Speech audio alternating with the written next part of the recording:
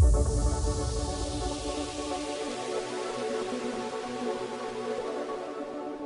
name is Dan Luginbill, and I, along with my trial partner, Julia Flumian, work with a firm called McGowan, Felder, and Phillips out of Mount Pleasant, South Carolina. So we were representing the estate of a gentleman who was unfortunately diagnosed very, very late with stage 4 rectal cancer.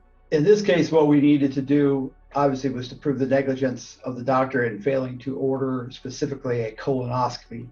The gentleman had all the signs and symptoms that would prompt you to go get a colonoscopy. He had persistent rectal bleeding, he had abdominal pain, and he had pain when he was going to the bathroom. The doctor claimed that because our client was only in his 40s, he was not an appropriate candidate for a screening colonoscopy. He even specifically asked for a colonoscopy referral, which the doctor refused to give him. By the time it got to us, our client had died. When was it going to be too late for anybody, regardless of when they found it?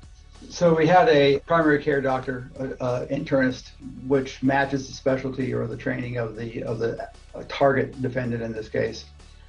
And then we also felt we needed an oncologist to educate the jury on the causation standpoint, because there was this issue of, was he always going to die from the cancer, whether they caught it late or whether they caught it earlier. That was where DK Global became very, very helpful. So the additional value of the demonstrative was going to be allowing the jury to simultaneously see two important concepts.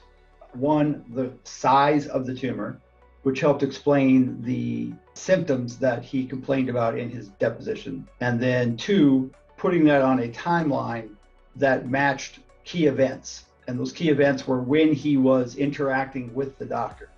It definitely showed that we were able to communicate our theory of the case, and it showed we were ready to try the case.